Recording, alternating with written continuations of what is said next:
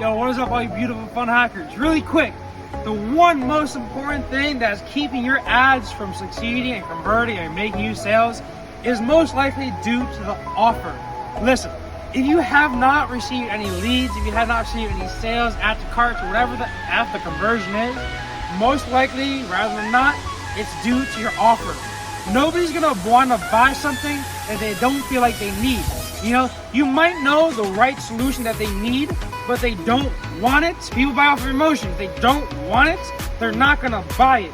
It's kind of what keeps everybody buying the new iPhone. They don't need it, but they want it because their emotions, they want to look good in front of people. So the most important part of running ads is truly understanding, truly identifying what people want to buy, figuring out exactly what the offer people want to buy.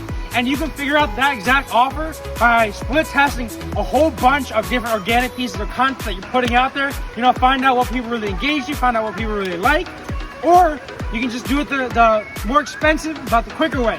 You know, run a bunch of paid ads, do a bunch of different headlines, a bunch of different pictures, and really targeting, really honing in on exactly what people want to buy, what people are clicking on, okay? Make them offer the most important part of running ads, and you become a lot more successful in running them. I'll see you in the next video.